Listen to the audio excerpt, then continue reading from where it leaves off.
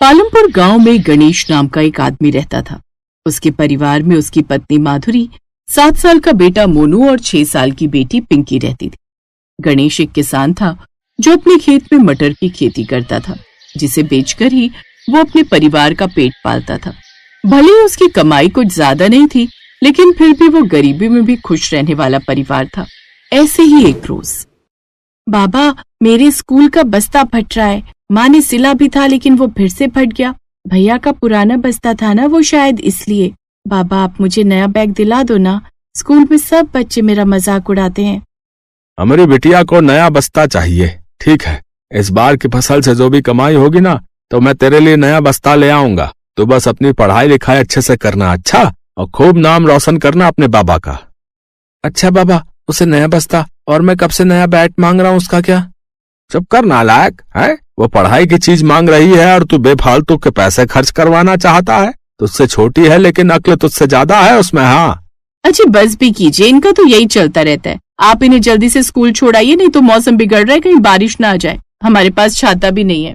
हाँ हाँ चलो बच्चों, जल्दी चलो। माधुरी, मैं इनको छोड़कर वहीं से खेत पर चला जाऊंगा। है तुम भी घर का काम निपटा कर चली आना खेत पर। इस बार मटर की फसल अच्छी हुई है। ऊपर वाले ने चाहा तो इस बार हम नया छाता और बस्ता जरूर खरीद पाएंगे। और नया बैट भी बाबा। अरे तू नहीं सुधरेगा, चल। गणेश दोनों को स्कूल छोड़कर वहीं से काम पर निकल गया। कुछ देर बाद माधुरी भी घर का काम निपटा कर खेत पर आ गई। फिर दोनों साथ में खेत पर काम करने लगे। दोनों पति पत्नी सारा दिन इसी तरह अपने खेत पर मेहनत करते। ऐसे ही कुछ दिन बीत गए। बस माधुरी, अब अपनी मटर की खेती तैयार हो गई है। कल ही हम ये सब मटर उतार लेंगे। ठीक कहा जी, चलिए अब घर चलते हैं। दोनों पति पत्नी घर लौट रहे थे कि तभी रास्ते में उन्हें उनका मकान मालिक घनश्याम मिल गया। क्यों भाई गणेश, कहाँ मुँह छिपाता फिर रहा भाई है? भूल गया या फिर से याद दिलाऊं? इस महीने का तेरा किराया अभी बकाया है। आप मुझे कुछ दिन की मोहलत और दे दीजिए मालिक, मैं जल्द ही आपके पैसे दे दूंगा। वो तो तुझे देना ही पड़ेंगे, नहीं तो धक्के मारकर तुझे तेरे परिवार के साथ घर से निकाल फेंकूंगा। नहीं मालिक, बस कुछ दिन की मोहलत और दे दीजिए। अरे रानी तू कह रही है तो कुछ दिन की मोहलत और दी जा। ये कहकर घनश्याम वहाँ से चला गया। दरअसल माधुरी दिखने में काफी सुंदर थी, इसलिए अक्सर गांव के कुछ लोगों की नीयत उसे देखकर बिगड़ जाती थी। मेरा बस चले तो इस गंजे के टाट पर अपनी चप्पल उठाकर मार दो। बिल्कुल भी तमीज नहीं है इसे औरत से बात करने की। जाने दीजिए ना, आप तो जानते ही हैं उनकी आदत। दोनों पति पत्नी घर आ गए। ऐसी शाम बीती और खाना खाकर वो सब नीचे चटाई बिछाकर सो गए, इस उम्मीद में कि कल से उनके दुख दूर हो जाएंगे। लेकिन किस्मत को तो कुछ और ही मंजूर था। अचानक से आधी रात को मौसम ने करवट ली और बादलों की तेज गड़गड़ाहट के साथ गांव में तेज बारिश और ओले पड़ने शुरू हो गए। और उस बारिश से उनकी मटर की सारी फसल खराब हो गई। बारिश थमने के साथ ही अगली सुबह वो खेतों पर भागकर गए तो सब कुछ बर्बाद हो चुका था। गणेश अपने मटर की हालत देखकर खेत में ही फूट फूट कर रोने लगा। ए भगवान, अब हम बर्बाद हो गए। तो हम गरीबों की जिंदगी जीते जी क्यों नरक बना देता है भगवान। अब मैं अपने बच्चों की ख्वाहिशें कैसे पूरी करूंगा। माधुरी काफी हिम्मत वाली थी। उसने गणेश को हौसला दिया और उसे अपने साथ घर ले आई। देखिए, कुदरत के आगे कहाँ किसी की चली है। अब जो नसीब में लिखा था वो तो होना ही था। अब आप हिम्मत रखिए, ऊपर वाले की मर्जी से ये सब हुआ है तो उसने जरूर हमारे लिए कुछ न कुछ अच्छा ही सोचा होगा। अपनी फसल खराब होने से गणेश पूरी तरह से टूट चुका था। हफ्ते भर बाद घनश्याम अपने कुछ गुंडों के साथ उनके घर पहुंच गया। अब तो तू बर्बाद हो गया। तेरे तो खुद ही खाने के लाले पड़े हैं और तू मेरा किराया क्या ही देगा। इसीलिए अभी के अभी तुम सब निकलो यहाँ से। मालिक ऐसा ना करो, पहले ही हम काफी दुख में हैं, ऊपर से बाहर बारिश भी है। ऐसे में मैं अपने बीवी बच्चों के साथ कहाँ जाऊंगा। तू अपने पिल्लों को लेकर जा मर्जी जा, लेकिन हाँ रानी, अगर तू चाहे तो तू मेरे साथ रह सकती है। कसम से तुझे हमेशा गुज रखूंगा।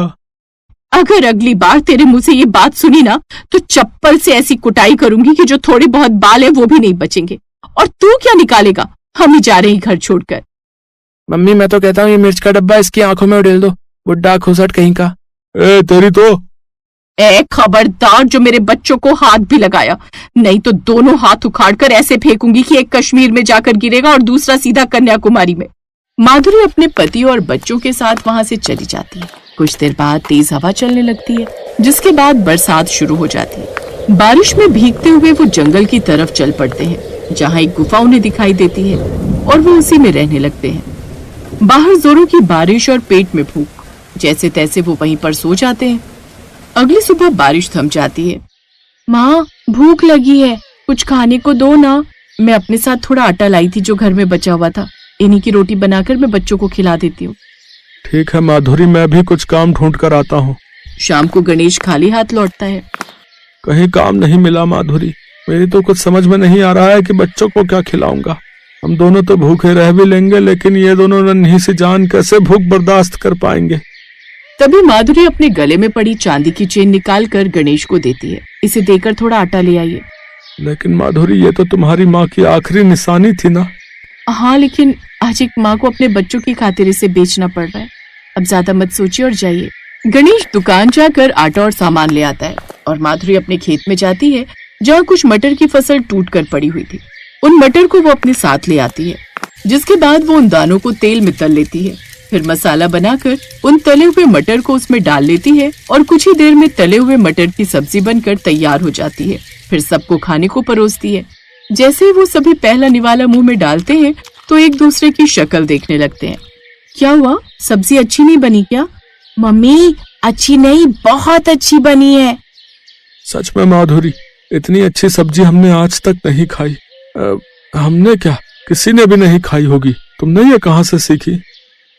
सच कहूँ तो सीखी नहीं, कल अपने खेत पर गई थी, वहीं से बचे खुचे मटर उठा लाई और धूप में सुखाकर उन्हें तलकर बना डाला। लेकिन ये सचमुच में कमाल के बने हैं। अगर तुम इसी का ठेला लगाकर बेचो तो तुम खूब पैसे कमाओगी। सच तो सोचना क्या, आज से ही बल्कि अभी से ही शुरू करते हैं। सब्जी अभी भी काफी बची है, मैं साथ में थोड़ी पूड़ी लगा देती हूँ। आप पतीले में ये सब्जी, डब्बे में पूड़ी और मैं थोड़े पत्ते की प्लेट और कटोरी बना देती हूँ, आप उन्हीं में देते जाइएगा। अब एक काम करते हैं, दोनों साथ में चलते हैं। तैयारी करने के बाद दोनों बाजार चले गए। तली हुई मटर की सब्जी और पूरी खा लो। है? तली हुई मटर की सब्जी? भाई ये तो पहली बार सुना। भैया कितने की प्लेट दी भाई साहब? जी सिर्फ 30 रुपए। अच्छा लगा दो फिर। माधुरी जल्दी से उसे एक प्लेट लगा कर देती है और सच में माधुरी की तली हुई मटर की सब्जी कमाल कर गई। लोगों को वो पसंद आई और अब और प्लेट की डिमांड आने लगी। क्या कमाल की सब्जी है भाई साहब। कल मैं मंदिर के बाहर भंडारा करवा रहा हूँ और मैं चाहता हूँ कि आप पूरी के साथ ऐसी ही तली हुई मटर की सब्जी पूरी के साथ बनाओ। एडवांस के तौर पर ये रहे ये 30,000। पहले ही दिन उन्हें बड़ा ऑर्डर मिल गया। दोनों बड़े खुश हुए। अगले दिन माधुरी ने भंडारे के लिए वैसी ही सब्जी पूरी के साथ तैयार कर दी। भंडारे में भी सबको उनके बनाए हुए तली मटर की सब्जी और पूरी पसंद आई।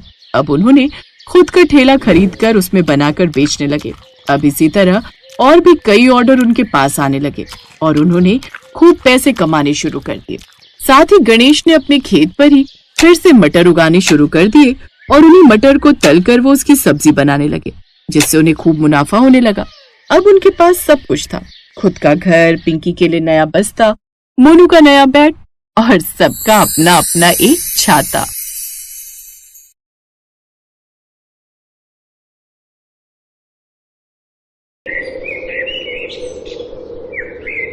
मोहन अपने आलू के ठेले को लेकर बाजार गया होता है।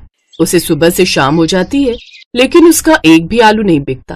फिर शाम को अचानक मौसम करवट लेता है। बादलों की तेज गड़गड़ाहट होने लगती है और फिर अचानक से तेज बारिश आ जाती है। हे भगवान, एक तो वैसे ही सुबह से एक भी आलू नहीं बिका, ऊपर से मेरे सारे आलू बारिश में भीगकर खराब हो गए। अब मैं क्या ही बेचूंगा।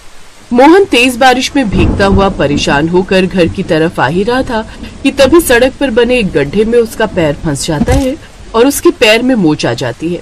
मोहन अब उसी हाल में जैसे तैसे अपने ठेले के साथ घर पहुंचता है, लेकिन उसके पैरों से काफी खून निकल रहा होता है। उसकी पत्नी रेखा और 8 साल का बेटा मोंटू और 5 साल की बेटी रिया उसे ऐसे देखते हैं तो वो घबरा जाते हैं। अरे ये क्या हो गया आपको? ये चोट कैसे लगी? बस यूं समझ लो रेखा, जब जिंदगी खराब चल रही हो ना तो कुछ भी अच्छा नहीं होता। ये भी उसी का ही एक नतीजा है। कोई बात नहीं, आप कपड़े बदल लीजिए, फिर मैं दवा कर आपकी पट्टी कर देती हूँ। अब मोहन बेड रेस्ट पर ही रहता है। पहले तो जैसे तैसे घर का खर्चा चल जाता था, लेकिन धीरे धीरे बचत खत्म होने लगी और अब नौबत यहाँ तक आ गई कि घर में राशन भी नहीं रहा। उन्होंने सुबह से कुछ नहीं खाया था। दोनों बच्चे भी उदास बैठे थे। उनको उदास देख रेखा ने उनसे पूछा, क्या हुआ बच्चों? तुम्हारा चेहरा क्यों लटका हुआ है? माँ, बाबा बाहर काम पर नहीं जा सकते और घर में खाने के लिए भी कुछ नहीं है, लेकिन मैं क्या करूँ अपनी इस भूख का? ये है कि बार बार लग ही जाती है। लेकिन कोई बात नहीं माँ, आप उदास मत हो, हम पानी पीकर ही गुजारा कर लेंगे। ये सुनकर रेखा की आंखों में आंसू आ जाते हैं। फिर वो हर जगह काम मांगने जाती है, लेकिन उसे कहीं भी काम नहीं मिलता। वो उदास होकर घर लौट आती है। अपने परिवार की लाचारी देख बिस्तर पर पड़ा मोहन कहता है, मुझे माफ करना बच्चों, रेखा अपनी इस चोट के कारण मैं काम पर नहीं जा पा रहा और मेरे कारण तुम सबको भूखा ही रहना पड़ रहा है। न जाने मुझे ठीक होने में कितने दिन लगेंगे, लेकिन मुझे तो डर है कहीं घर में रखे ये सारे आलू खराब न हो जाएं। अपने पति की बात सुनकर रेखा को एक विचार आता है, अगर आलू बाजार में जाकर बेचूं तो भी हमारी इतनी आमदनी नहीं होगी, और अगर ये बारिश में खराब हो गए तो हमारा काफी नुकसान होगा। इसलिए मैं सोच रही थी, अब क्यों ना हम इस आलू के समोसे बनाकर बेचें। आप तो जानते ही हैं बच्चों को मेरे हाथ के चटपटे समोसे कितने पसंद है। आप ठीक कहती हो माँ। आपको पता है, हमारे स्कूल के गेट के पास एक अंकल समोसे कचौड़ी बनाकर बेचते हैं। हमारे स्कूल के सभी टीचर्स और बच्चे उससे खरीदकर खाते हैं। एक बार रौनक ने मुझे भी दिलवाया था, लेकिन उसका स्वाद बहुत ही बेकार था। आपके चटपटे समोसे के आगे तो वो सब फेल है। हाँ माँ, अगर आप भी समोसे बनाकर बेचो ना तो आपको खूब मुनाफा होगा। बच्चे कह तो ठीक रहे हैं, तुम्हारे हाथों के चटपटे समोसे तो सचमुच बड़े ही बेहतरीन होते हैं। उन सब की बात रेखा को पसंद आ जाती है और वो अपनी चांदी की माला सुनार को बेचकर कुछ पैसे ले आती है। फिर उससे जरूरत का सामान खरीदती है। फिर अगले ही दिन उन आलू के चटपटों समोसे और साथ में खट्टी मीठी चटनी बनाकर वो बाजार में बेचने चली जाती है। चटपटे समोसे, करारे करारे समोसे ले लो, आइए आइए, और इस बारिश के मौसम में गर्मा गर्म चटपटे समोसे खट्टी मीठी चटनी के साथ खाइए। बहन जी, समोसा लगाना, और हाँ, चटनी ज्यादा रखना है। वैसे कितने का है एक समोसा? समोसा नहीं भाई साहब, बल्कि चटपटा समोसा कहिए, वो भी सिर्फ 10 रुपए में एक। ठीक है, फिर 2 समोसे लगा दो। रेखा जल्दी से उसके लिए चटपटे समोसे लगाती है, जिसे खाते ही ग्राहक बहुत खुश होता है और वो उसकी खूब तारीफ करता है। वाह बहन जी, क्या स्वादिष्ट समोसे बनाए हैं। आहा, मजा ही आ गया इस बारिश के मौसम में ऐसे समोसे खाकर। ऐसा करो, 8 समोसे पैक कर दो, घर पर सबके लिए लेकर जाऊंगा, सब बहुत खुश होंगे। आहा। जी अच्छी बात है। उस ग्राहक की ये बात आसपास के लोग सुन लेते हैं और वो सब उसके ठेले पर आते हैं और उसके समोसे खरीदते हैं। पहले ही दिन उसके सारे समोसे बिक जाते हैं। ये देख रेखा बहुत खुश होती है और वो खुशी खुशी शाम को घर चली जाती है। उस रोज वो रात को बड़े दिनों बाद सबके लिए खाने में पनीर की सब्जी बनाती है। अब ये सिलसिला हर रोज चलता है। वो रोज समोसे बनाती और बाजार में ले जाकर बेचती। ऐसे ही एक रोज वो बाजार में ठेला लगाकर खड़ी होती है कि तभी मौसम करवट लेता है। उस रोज रिया भी उसके साथ ठेले पर आई हुई होती है। हे भगवान, लगता है बहुत जोरों की बारिश शुरू होने वाली है। रिया बेटी, ठेले के नीचे त्रिपाल है, जल्दी से देना मुझे। हाँ माँ, अभी देती हूँ। रेखा जैसे ही वो त्रिपाल बांधती है वैसे ही जोरों की बारिश शुरू हो जाती है। माँ, बादलों की गड़गड़ाहट से मुझे डर लग रहा है। देखो ना, बिजली भी कितनी जोरों की कड़क रही है। फिर बारिश और भी तेज और टेढ़ी होने लगती है, जिसके चलते अब त्रिपाल भी बारिश रोक नहीं पाता, जिसकी वजह से सारा पानी उनके समोसों पर आ गिरता है और सारे समोसे खराब हो जाते हैं। उस रोज उनकी बिल्कुल भी बिक्री नहीं होती, ऊपर से उनके सारे समोसे भी खराब हो गए। परेशान होकर रेखा घर आती है, लेकिन अगले दिन से वो अच्छे से अपने ठेले को सफेद पिन्नी बांध देती है और बाजार में समोसे बेचने निकल पड़ती है। हे भगवान, कल तो मेरा नुकसान हो गया, लेकिन आज मेरा कोई नुकसान ना हो।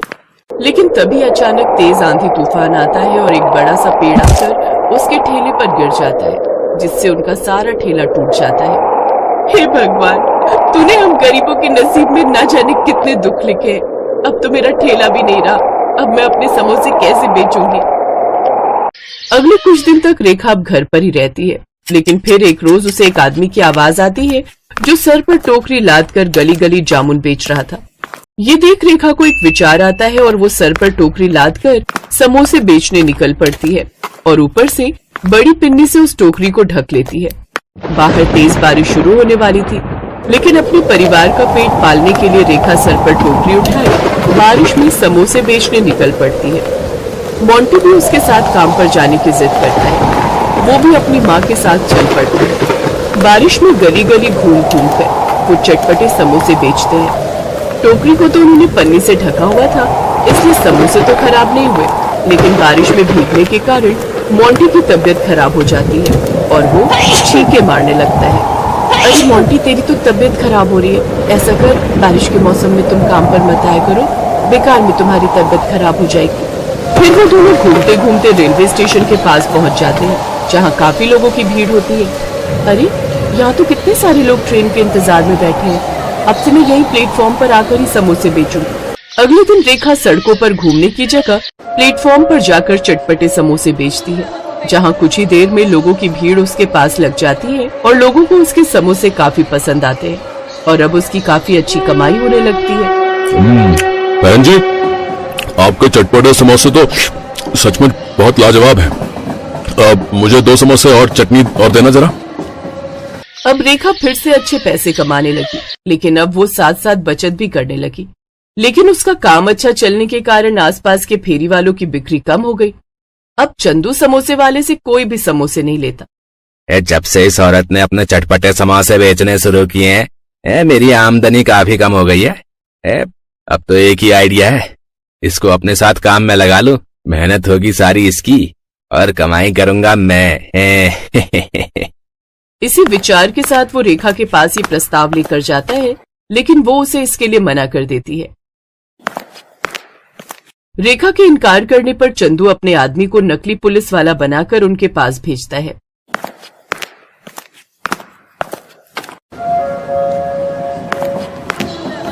चलो यहाँ से, अब से तुम यहाँ समोसे नहीं बेचोगी। लेकिन क्यों साहब, मैं तो बराबर यहाँ ये लगाने का टैक्स भरती हूँ।